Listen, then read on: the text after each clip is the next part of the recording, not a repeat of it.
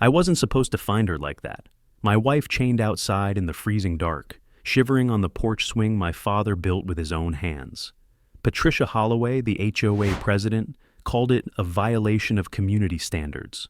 To her, it was just another power play. To me, it was a line that could never be uncrossed.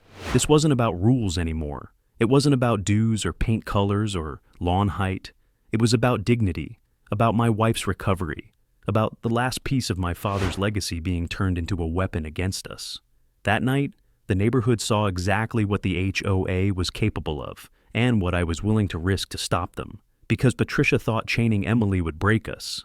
But she forgot what I do for a living, and she had no idea that one phone call from me could burn her entire empire to the ground. I never thought a winter night on my own porch would turn into a battleground, but that's exactly what happened. "Unlock this gate, Patricia." My voice cut through the frozen air like steel scraping stone. Emily sat shivering on the porch swing, her arms wrapped tight around herself, the iron chain biting across the gate between us. Patricia Holloway stood smugly on the walkway, clipboard in hand, the lock dangling from her fingers like a trophy. "You signed the agreement," she said, tilting her chin. "Non-compliant fixtures are subject to enforcement." "Don't test me." She thought she had me cornered, but she didn't know the swing my wife was chained behind was built by my father, a man who spent his life designing safe structures the whole county still used. Patricia was playing HOA queen. I was the son of the man who set the codes she didn't even understand. If you've ever felt that surge of power when standing up to bullies, hit subscribe now. This showdown is about to become a masterclass in fighting back. "My name's Daniel Mercer," I said, low and steady. "Structural engineer. 20 years in the field. I know when something's up to code, and when it's not."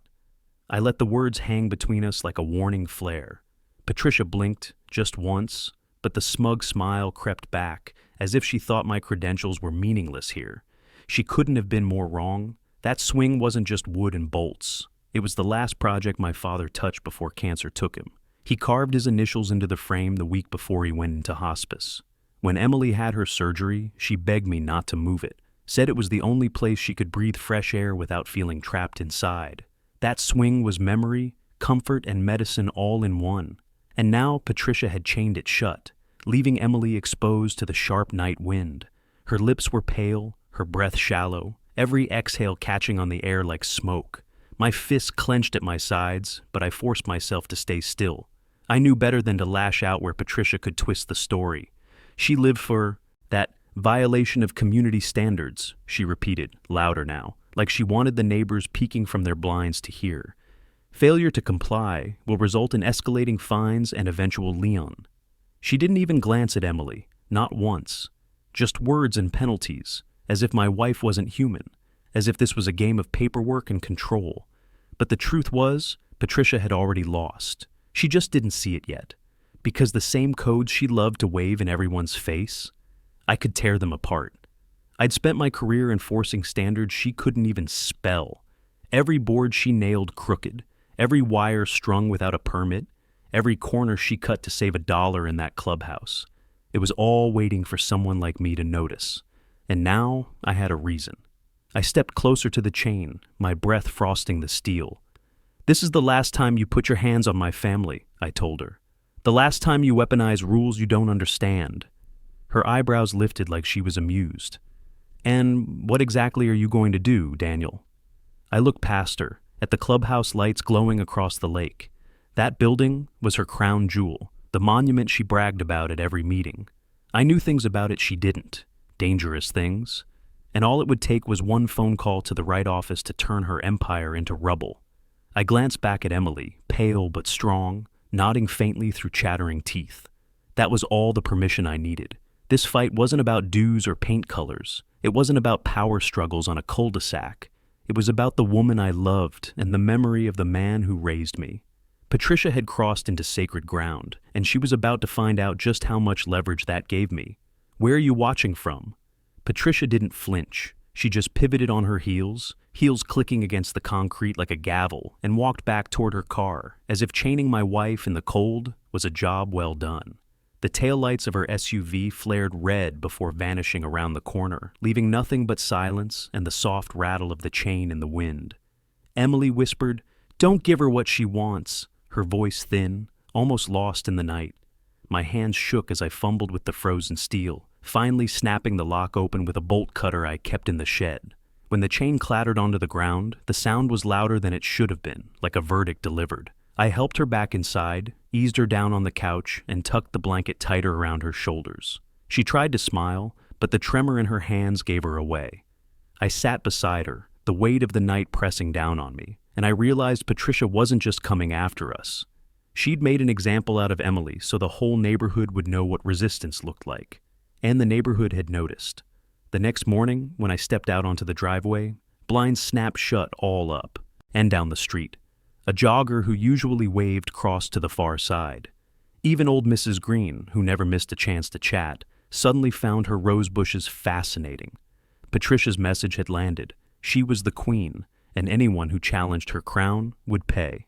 By noon, the official violation notice was stuck to my door, bold red letters, fines listed like a bill from a collection agency. Failure to comply with HOA standards, it read. Non-compliant structure, porch swing, immediate removal required. At the bottom, Patricia's signature curved across the page like a scar. I crumpled the paper in my fist, but another stack of notices was already waiting in my mailbox. Fines for weeds, fines for trash bins, fines for improper exterior lighting. None of it real, none of it enforceable. Just noise meant to bury us in fear. When I drove past the clubhouse that afternoon, I caught sight of two board members huddled with Patricia on the steps. They laughed as a neighbor walked by, ignored his nod, then went right back to their private conversation. The clubhouse stood there like a fortress, fresh paint on the siding, strings of holiday lights stretching across the roofline. Patricia loved to call it the heart of the community, but to me, it looked like a stage where she performed her power. I could see it in the neighbors' faces. People wanted to speak up, but they were afraid. And why wouldn't they be? Patricia had the board in her pocket, the fines as her weapon, and the clubhouse as her throne room. She'd already driven 3 families out this year with threats of liens. Emily met me at the door when I got home. Her voice was steadier now, but her eyes were glassy. "She won't stop, Daniel. Not until she gets what she wants." "She won't," I said, brushing a strand of hair from her face. "Because she just made the biggest mistake of her life." The truth was, Patricia had been playing this game for years, sharpening her tactics until nobody dared fight back. But she'd overlooked one thing. Fear only works until someone refuses to play along. And I wasn't just a homeowner clinging to a swing. I was a man who knew how structures were built, and more importantly, how they failed. I stood at the window that night, watching the clubhouse lights flicker in the distance. The building loomed over the lake like a monument to her arrogance. But I knew monuments could crumble. The problem was convincing the rest of the neighborhood that Patricia wasn't untouchable. I thought of the swing, the way Emily's breath fogged in the cold, while Patricia smirked in her face. That image was burned into me now, and it wasn't going away. Patricia had chained my wife outside, but she had also freed me from hesitation. She wanted a war of fines and notices, but I wasn't going to fight her on paper. I was going to fight her where she was weakest, where her crown jewel turned from symbol to liability. And when I did, the whole neighborhood would see what I saw. Patricia wasn't a queen. She was a fraud sitting on a crumbling throne. I saw her the next morning, standing at her mailbox with a bundle of envelopes clutched so tightly her knuckles blanched. Mara Jennings, treasurer of the HOA, Patricia's second in command, at least on paper. She glanced up when she noticed me walking down the street, then quickly lowered her eyes like the letters in her hands might suddenly become fascinating. "Morning," I said, keeping my tone casual. She flinched, hesitated, then gave the smallest nod. Her lips parted like she wanted to speak, but nothing came out. Instead, she shuffled the envelopes, one slipping loose and nearly falling. I caught the way her shoulders stiffened as she stuffed it back into the stack, head bowed as though even eye contact might betray her. Her body language told me everything her silence couldn't. The tapping of her heel against the pavement. The quick dart of her gaze toward Patricia's house, then away. The way she pressed the mail against her chest like it could shield her from what she'd signed herself into. Mara wasn't Patricia. She didn't have the smirk, the sharp bark of authority, the love of public humiliation. No, Mara had guilt written all over her. "Everything all right?" I asked. Her throat bobbed. "Just busy," she muttered, forcing a smile that vanished before it could settle. She tucked the mail under her arm, turned toward her door, and nearly dropped her keys trying to unlock it. I didn't push her, not yet. But I filed the moment away, because Patricia's empire only looked solid from the outside. Cracks were already spreading, and Mara Jennings was one of them. Later that afternoon, I watched from my porch as Patricia marched across the cul-de-sac, clipboard in hand, heels snapping like gunshots. She stopped in front of the Garcia's house, pointed to a flower bed, and scribbled furiously while the family's teenage daughter stood in the doorway, arms crossed. Patricia didn't care about flowers. This was a performance, a demonstration for the whole neighborhood. I scanned the blinds around me. Faces lurked behind them, too afraid to be caught staring, but unable to look away. And there, again, was Mara. Her curtain shifted just slightly, and I saw her watching too. Her hand gripped the fabric, knuckles white, like she wanted to step outside but couldn't. That was Patricia's real weapon, not the fines or the liens. Fear. Fear kept the neighbors silent, kept the board compliant, kept people like Mara frozen in place. That night, I couldn't sleep. I sat at the window, staring across the lake at the clubhouse lights. The image of Emily shivering in the cold replayed in my head, but so did Mara's trembling hands and the way she couldn't meet my eyes. She was inside Patricia's circle, but barely. And sooner or later, guilt or fear was going to push her one way or the other. Emily stirred, on the couch, pulling the blanket tighter. "You're still awake." "Thinking," I said softly. "About her?" "About all of them." I exhaled slowly. "She's ruled this place through intimidation for too long. But cracks are showing. People are tired." Emily's eyes opened just a sliver. "Then you need to be the one to make them see it." Her words stuck with me long after she drifted back to sleep. Because she was right. Patricia had made herself the face of the HOA, but the people behind her were human. Some were scared, some were complicit, and some, like Mara, were starting to fracture under the weight of what they'd allowed. I leaned back in the chair, hands laced behind my head, and thought about the moment Mara nearly dropped that envelope. Maybe it was nothing, maybe it was everything, but I knew this. When the time came, she'd matter. And whether she realized it or not, she'd already chosen sides the moment she couldn't look me in the eye. Patricia's letterhead carried more venom than ink. The notice on my door that morning wasn't a fine. It was a threat wrapped in legal jargon. "Escalation of enforcement," it read in bold, and beneath that, "failure to comply may result in lien action and foreclosure proceedings." The words hit like a hammer, but I knew bluster when I saw it. Patricia wanted fear, not fairness. I folded the paper neatly, slid it into my jacket, and drove straight to the HOA office. The clubhouse, her self-proclaimed heart of the community, had one wing converted into a boardroom. She loved to sit at the head of that table, framed by glossy portraits of manicured lawns and smiling families. The kind of propaganda that made neighbors forget the fines that paid for them. When I stepped inside, the air was warm, almost stifling, scented with pine cleaner. Patricia sat at the table with two board members flanking her like guards. She didn't rise, didn't even blink. She just tapped her pen against the violation log in front of her. "You're late," she said. "I wasn't invited," I shot back, pulling the folded notice from my jacket and sliding it across the table. "This doesn't scare me." Patricia leaned forward, lips curling. "It should. You're outnumbered, Daniel. Every rule you break tightens the noose. You think you're protecting your wife, but what you're really doing is risking your home. When the lien hits, no one will remember why. They'll just remember you didn't comply." I held her stare. The board members shifted in their seats, glancing down at their papers, pretending to be busy. That was the game, Patricia as judge, jury, executioner, and everyone else as accessories. "You've forgotten something," I said, calm as a stone. "Rules only work when they're written correctly. You can't weaponize standards you don't understand." She laughed, not loud, but sharp enough to sting. "And you think you do?" I don't think, I said. I know. That stopped her, just for a second. She covered it with another smirk, but I saw the flicker. She didn't like being challenged on her own turf, not when she'd built her reputation on the illusion of control.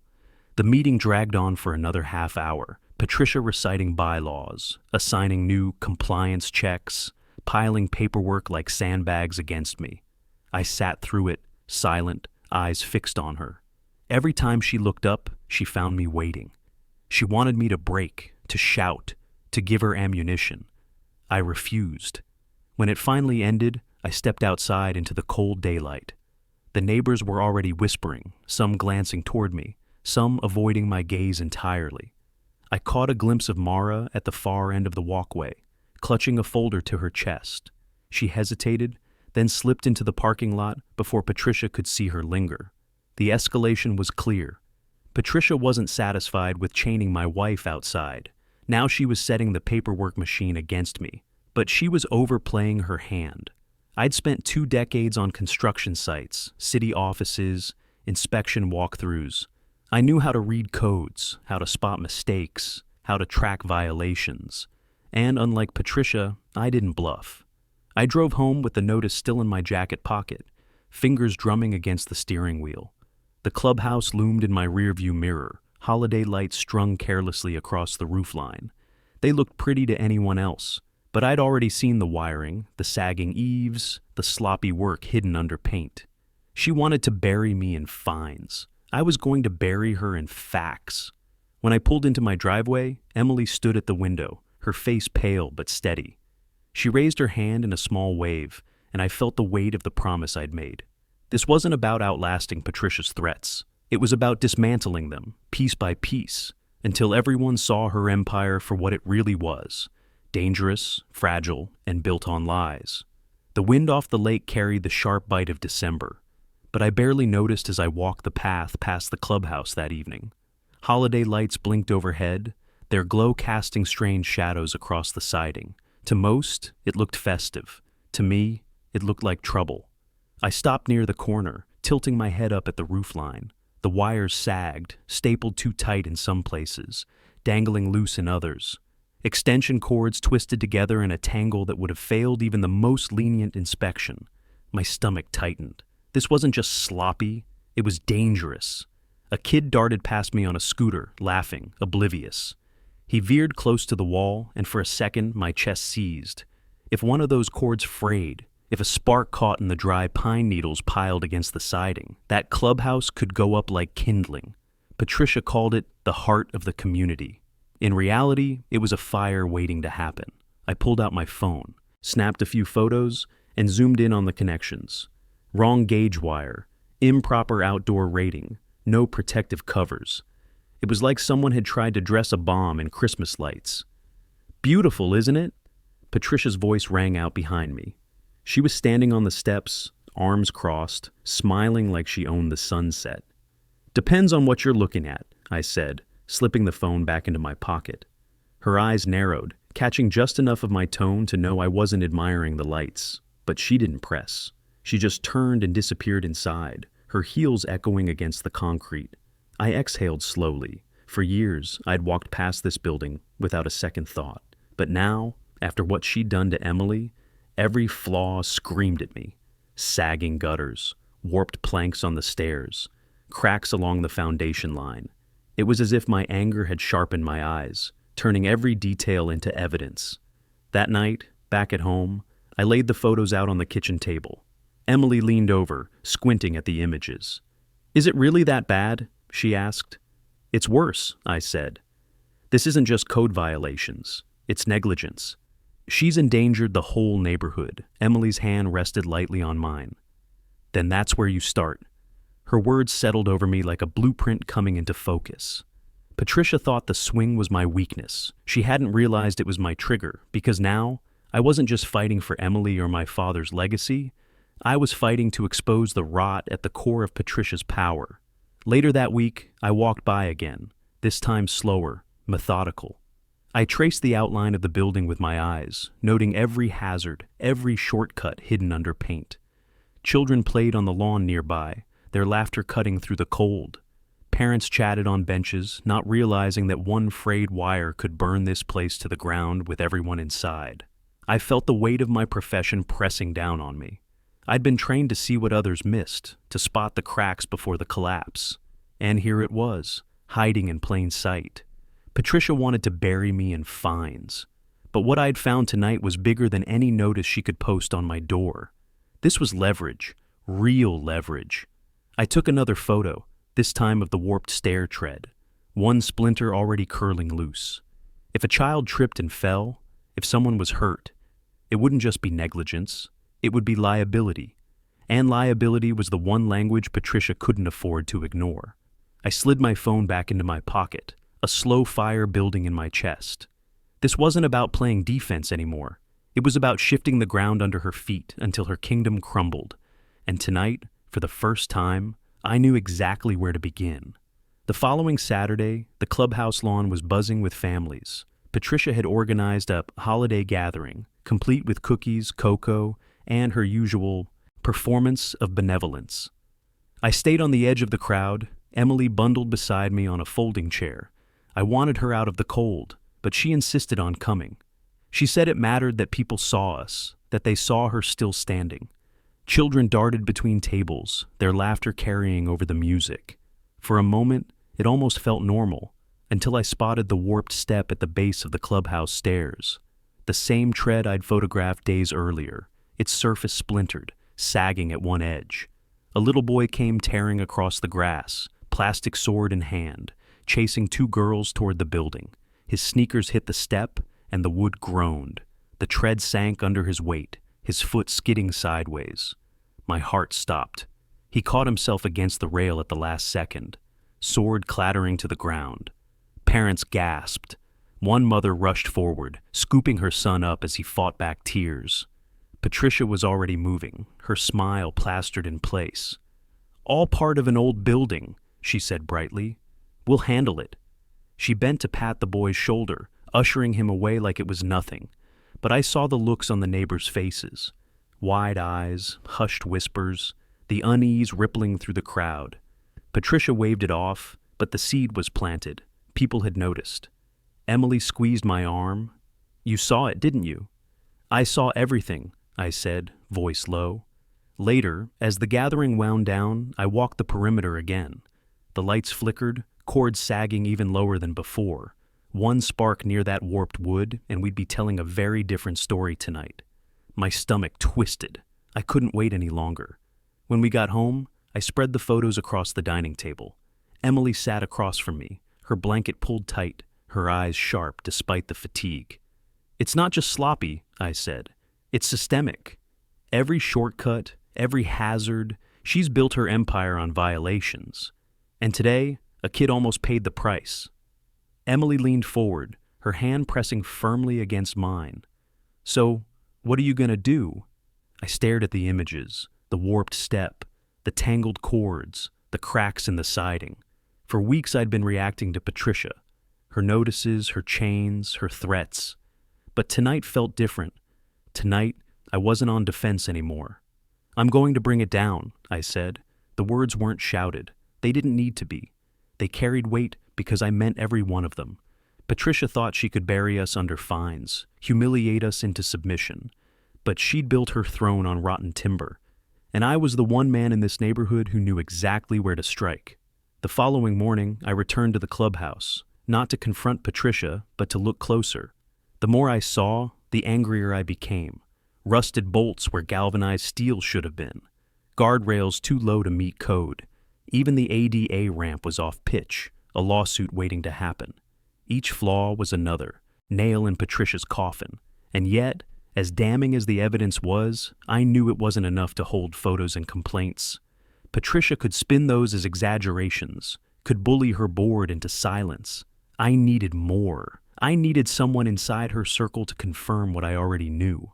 That thought brought me back to Mara, the way she'd fumbled her mail, the way she'd frozen when I said hello. She knew something, maybe more than she realized. I pocketed my phone and turned toward home, my mind clear. Patricia had drawn first blood when she chained Emily outside, but now I was moving the fight into territory she couldn't control. This wasn't about arguing bylaws. This was about safety, liability, and the kind of violations even Patricia couldn't hide from the law. For the first time since this began, I wasn't just angry. I was committed. I found Mara on a gray Sunday afternoon, standing at the edge of her driveway with a rake in her hands. The leaves were already bagged, yet she dragged the tool across the pavement like she needed something to do with her hands. Her eyes kept darting toward Patricia's house across the cul-de-sac, then snapping away just as quickly. When she noticed me, her grip tightened on the rake. For a moment I thought she might bolt, but then she sighed, shoulders sagging, and leaned the handle against her hip. "Daniel," she said softly, almost like a warning. I stepped closer, keeping my voice low. "You don't have to say anything you're not ready to say." Her lips trembled before she bit down on them, her gaze sliding past me. Her body was rigid, like she was holding back a flood. Then, suddenly, she dropped the rake with a clatter and pressed her hands against her face. "She knew," Mara whispered. "She knew about the stairs, about the wiring, about all of it. The reports came in months ago. The words tumbled out faster now, like once they started, she couldn't stop."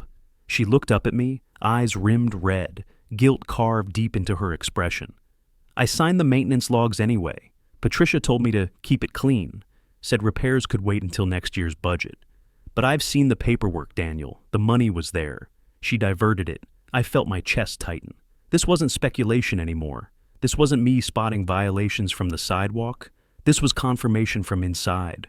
Mara's hands dropped to her sides, fingers curling. "If the city finds out, I'll be finished. She'll destroy me." I shook my head. "If the city finds out, Patricia's the one who'll be finished. You've been complicit, yeah, but you're not the one pocketing funds. You're the one who can help stop this before someone really gets hurt." Her breathing quickened. She looked toward the clubhouse, then back at me. Her whole body was trembling, her shoes shifting on the pavement like she was fighting the urge to run inside and lock the door. "What do you need from me?" she whispered. "Evidence," I said. "Anything that shows she ignored those reports. Budget diversions, maintenance requests, inspection notes. You don't have to hand me the documents, just point me where to look." She closed her eyes, shaking her head. "I can't give you files." "She checks everything." I leaned in, lowering my voice. "Then give me something else. A detail, a pattern, anything that can line up with what I already have." Her eyes snapped open and I saw the shift. The fear was still there, but beneath it was something harder. Resolve, however fragile.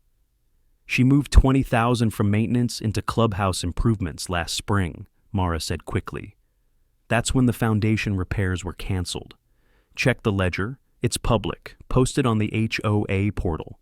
No one ever looks at it, but it's there." I nodded slowly, my pulse steadying. That was enough. Enough to tie Patricia's negligence to her vanity projects. Enough to show that the hazards I'd seen weren't just oversights, but deliberate choices. Mara bent down, grabbed the rake, and clutched it like a shield. Her voice dropped again. "I never agreed with this, Daniel. I didn't know how to stop her." "You just did," I said. Her eyes flicked back to Patricia's house, then to me. For the first time, she didn't look away. She held my gaze, and there was no mistaking it. She'd chosen a side. When I walked back toward my house, the cold air felt sharper, cleaner. I had photos, I had expertise, and now I had insider confirmation. Patricia's empire wasn't just cracking, it was collapsing. And this time, she didn't even know the hammer was in my hand.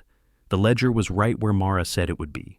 I sat at my desk that night, the glow of the monitor casting pale light across stacks of photos and notes spread around me. The HOA portal was clunky, built more for appearances than utility, but buried in the financials was the line item I needed. Clubhouse improvements, $20,000, dated last spring. Maintenance allocation / the same month. I leaned back, exhaling through my teeth. Patricia hadn't just ignored safety issues, she'd funneled the money into her pet project, dressing up the clubhouse while the bones rotted underneath. I cross-referenced everything with my photos. Warped stair tread, budget cut from structural repairs, faulty wiring, funds diverted from electrical maintenance. Each hazard had a paper trail now, a connection to Patricia's decisions. It wasn't just sloppy management, it was negligence. And negligence, in my world, carried liability. Emily shuffled in, her blanket draped around her shoulders. "You're still at it?" "Can't stop now," I said, sliding one of the printouts across the table. "See this?" They had the money to fix the foundation. She canceled it to buy new furniture for the boardroom. Emily studied the sheet, her brow furrowing. "So she gambled with safety to make herself look good." "Exactly," I said. "And now I've got her boxed in. Photos, records, insider confirmation, all tied to codes she violated." I turned back to the computer, pulling up city regulations. Years of experience made the language second nature. Minimum tread depth, maximum riser height, railing clearance. Every violation I'd cataloged aligned with a specific section. I typed each reference neatly into a growing document, like nails into a coffin lid. This was my counterplan: precision. Patricia thrived on intimidation, on vague threats and arbitrary enforcement. But codes weren't vague, they were black and white. And once the city inspectors saw this, no smile or smirk of hers could save the clubhouse. Emily laid a hand on my shoulder. "Will they listen?" "They'll have to," I said. "This isn't a neighbor's complaint. It's professional documentation, cross-verified with their own records. Once it's filed, the city's on the hook to act." Her hand lingered, warm and steady. "Then file it."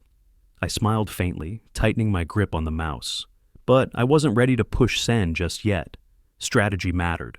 Patricia would expect me to come at her head on. She'd twist it into a vendetta, paint me as a disgruntled homeowner lashing out.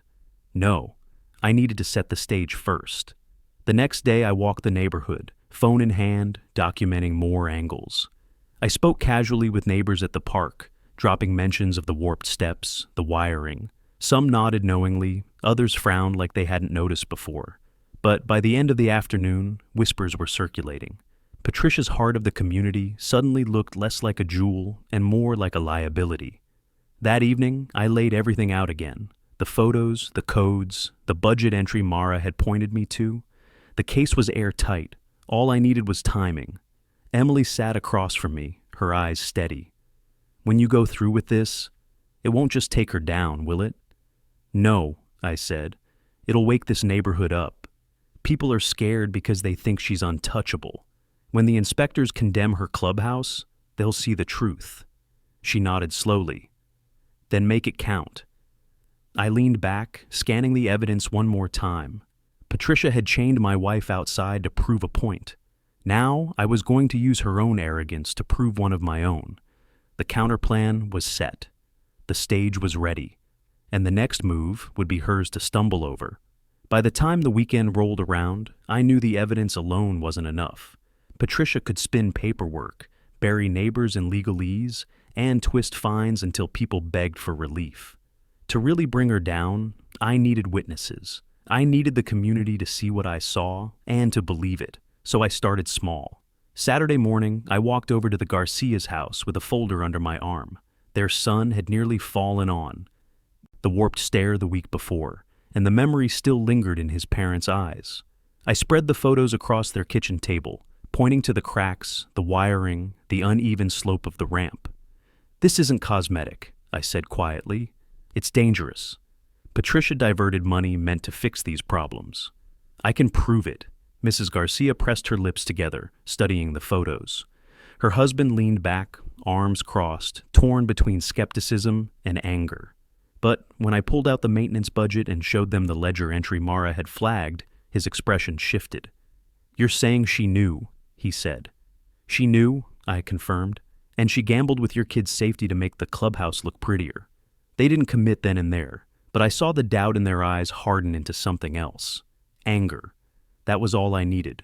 Next, I met with the Carsons at the park. Their daughter had scraped her leg on a splintering handrail last summer, a wound Patricia had dismissed, with a fine for unauthorized repair attempts when the Carsons tried to sand it themselves. When I showed them the same violations listed in the building code, their faces lit up with recognition. "Daniel," Mr. Carson said, his voice low, "if you're going after her, we're with you." Piece by piece, I built a coalition, not a mob, not a rebellion, just neighbors quietly agreeing that enough was enough. Each one saw the photos, the codes, the budget line. Each one understood this wasn't about a swing or weeds or trash cans. It was about safety, about accountability. That night, I spread everything across the dining room table once more. Emily sat beside me, her hand brushing mine, as I organized the evidence into a clean, professional report. Photos with timestamps, code references highlighted, financial records flagged, eyewitness accounts noted. It was a dossier, the kind I'd prepared countless times in my career, except this one wasn't for a city project. It was for my home. "You're ready," Emily whispered. "Almost," I said, because preparation wasn't just about filing paperwork. It was about timing, momentum, optics. Patricia had her board meeting scheduled for next Thursday evening, and I knew she'd use it to announce another round of fines. That would be my moment. But before then, I had to make sure the inspectors were already in motion. I drafted the cover letter carefully, professional but firm. I identified myself by name, credentials, and experience. I attached the dossier, uploaded the photos, linked the ledger entries. When I finally clicked send, the rush was electric, like flipping a breaker and watching a dark room blaze to life. Emily squeezed my hand. "So now we wait?" "Now we prepare," I said. I spent the next few days quietly rallying support. Casual conversations at the park, brief nods exchanged with neighbors who'd seen the evidence. Each interaction was a spark, small, but spreading. Patricia's power had always been built on isolation, convincing everyone they were alone against her. But now, those walls were cracking. The night before the meeting, I stood at the window again, watching the clubhouse lights shimmer across the lake. The building looked the same as always, bright, festive, proud. But I knew what lay beneath the surface, and soon, so would everyone else. This wasn't just preparation anymore. It was positioning. By the time Patricia tried to tighten her grip, she'd already be standing on rotted ground. The morning of the board meeting, I woke before dawn. The house was quiet, Emily still asleep on the couch with a blanket wrapped tight around her. I slipped into my office, opened the laptop, and checked my inbox. The reply was there, stamped with the city seal. Inspection scheduled. My chest tightened. It was happening. The inspectors weren't vague. They'd be on site within 48 hours. That meant the meeting tonight would be Patricia's last chance to wield power before the hammer fell. She didn't know it yet, but her empire was already under review. I spent the next hours in careful preparation. Every photo was printed and filed in order, every section of code highlighted, every budget line cross-referenced. I rehearsed the sequence in my head like a blueprint. Introduction, evidence, liability. Not too much, not too little, just enough to show that Patricia's crown jewel wasn't safe to occupy. When Emily woke, she found me at the table surrounded by papers. "It's today, isn't it?" I nodded. "She's going to go on the offensive tonight. But I won't be standing there empty-handed." Her eyes softened. "Just don't let her drag you into the mud." "She can't," I said. "Not this time. Tonight, I won't even have to raise my voice." I tucked the folder into my briefcase, snapped the locks shut, and let the weight settle into my palm. It felt heavier than paper should, like carrying both proof and promise at once. That afternoon, I walked the neighborhood again, steady and deliberate. The Garcias waved from their porch. The Carsons gave me a nod from across the park. Even neighbors who hadn't spoken to me in months made eye contact. The whispers were spreading. Patricia's iron grip was loosening, not because of me alone, but because people were starting to believe she wasn't invincible. By sunset, the clubhouse glowed like a stage. Strings of lights blinked against the siding, masking the cracks and rot beneath. Patricia thrived on spectacle, and tonight was no different. Her SUV sat out front, polished, parked at an angle that forced everyone to walk around it. Inside, the boardroom buzzed with voices. Neighbors filled the chairs, some standing against the walls. Patricia presided at the head of the table, clipboard ready, her smile sharp as glass. Mara sat 2 seats down, eyes fixed on her lap, shoulders hunched. When I stepped in, the room quieted. I could feel Patricia's gaze lock onto me, like a hawk spotting prey. "Mr. Mercer," she said smoothly. I assume you're here to finally accept compliance? I set the briefcase on the table, the click of the latches snapping open echoing louder than her words. The photos fanned out like cards, bright under the fluorescent lights. Warped stair, exposed wiring, cracked foundation. Each image a mirror reflecting her negligence. Patricia's smile didn't falter, but her pen stilled in her hand. I'm here, I said calmly, to remind you that codes aren't suggestions. They're law. And this clubhouse, the one you call the heart of the community, isn't safe. Not by a long shot. A ripple went through the crowd. People leaned forward, whispering, pointing at the photos. Patricia started to speak, but her voice caught. She masked it with a laugh, shaking her head, but her grip on the pen had turned white-knuckled. I didn't press further, not yet. The real blow was already in motion, carried on the authority of the city inspectors who would arrive within 2 days. Tonight was about planting doubt in every neighbor's mind, positioning the truth where everyone could see it.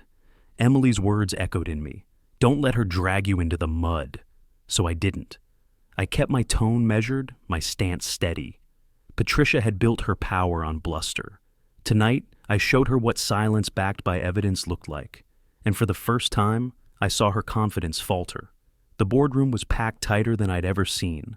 Neighbors lined the walls, some standing shoulder to shoulder, others perched on folding chairs dragged in at the last minute. The air carried that strange mix of holiday cheer from the decorations strung across the clubhouse, and tension so sharp it felt like static. Patricia sat at the head of the long table, clipboard pressed flat beneath her hand like it was a gavel. She cleared her throat. Let's get this meeting started. We'll begin with non-compliance fines. Her eyes flicked to me, daring me to interrupt. Mr. Mercer's violations remain unresolved. Swing removal is still pending. Additional penalties have been issued. Murmurs rippled through the room. Someone whispered, "She chained his wife," and heads turned toward me. Patricia's smile tightened. I stood slowly, briefcase at my side, and laid the photos across the table for everyone to see. Warped stairs, exposed wiring, cracked foundation. Each image slid forward under the fluorescent lights, the evidence undeniable. This isn't about swings, I said, voice steady. It's about safety. The clubhouse you're sitting in is a hazard. Gasps broke out. Parents leaned closer to see. A man near the back muttered, "That's where my kid fell last summer." Patricia raised her hand sharply. Enough. These are exaggerated claims meant to distract from his refusal to follow rules. Mr. Mercer has a history of... The door opened with a metallic thud. Heads swiveled. 2 men in city inspector jackets stepped inside, clipboards in hand, badges catching the light. The room went still. "Good evening," the lead inspector said, scanning the crowd. "We received a report of potential code violations. We'll need to conduct a preliminary review immediately." The silence broke into a wave of whispers. Patricia's face drained of color, then flushed deep red. She shot to her feet, forcing a brittle smile. "This is highly irregular. We have a process—" "No," the inspector cut her off. His tone carried the weight of authority, firm and final. "We have the process, and it begins." Now he walked past me, flipping through the photos I'd provided. His pen tapped against the warped stair tread image. "Where is this located?" "Front steps," I said. The inspector nodded and gestured to his partner. They moved through the room, neighbors parting like a tide. The sound of boots against the warped wood echoed sharp and undeniable. A creak rang out, followed by the inspector's voice. "Non-compliant. Immediate hazard." Mara shifted in her seat, her hands wringing the hem of her sweater. Her eyes flicked from Patricia to me, then back again. For a second, she looked like she might collapse under the weight of it all. Finally, she pushed back her chair, her voice trembling but clear. "They knew," she said. Every head turned. Her hands shook, but she forced herself to continue. "The reports came in months ago. Patricia diverted the funds. She told me to cover it up." The room erupted. Gasps, angry voices, parents demanding answers. Patricia stammered, slamming her clipboard against the table. "That's a lie! Mara, how dare you!" But the inspector raised his hand. "We'll be conducting a full review of financials and maintenance logs. Until then, this facility is closed. condemned pending compliance. The word condemned rang through the hall like a bell. Patricia's smirk was gone. She stood rigid, jaw clenched, eyes darting toward the crowd that had once feared her. But now they weren't looking at her with fear. They were looking at her with fury. I gathered my photos, sliding them back into the briefcase with calm precision. "You chained my wife outside in the cold," I said, my voice low but carrying through the room. "But tonight, you chained yourself." Patricia's pen slipped from her hand, clattering onto the table. For the first time, she had nothing to say. The next morning, yellow tape stretched across the clubhouse doors. The building Patricia had called the heart of the community was now dark, silent, condemned until further notice. Neighbors gathered in clusters along the sidewalk, murmuring as if they'd woken from a long, uneasy dream. Without the clubhouse glowing as her stage, Patricia's power looked smaller, thinner, like a shadow shrinking under the sun. Emily sat beside me on our porch swing, bundled in her blanket, the steam from her tea curling into the crisp winter air. For the first time in weeks, her shoulders weren't tight with tension. She leaned against me, her voice soft. "You did it." "No," I said, watching the crowd across the lake. "We did." Every neighbor who spoke up, Mara, even the inspectors. Patricia built this place on fear. All I did was pull back the curtain. Mara walked past our house later that afternoon, head lowered, hands shoved into her pockets. But when she caught sight of me, she slowed. Our eyes met, and she managed the faintest nod. It wasn't absolution, not yet, but it was something. A step toward rebuilding the trust Patricia had poisoned. Word spread quickly. Families who once whispered behind blinds now stood openly in driveways, swapping stories, venting anger, and, most importantly, realizing they weren't alone. Patricia's iron grip had depended on silence, but silence was broken now. That evening, I stood at the edge of the lake, the reflection of the shuttered clubhouse rippling across the water.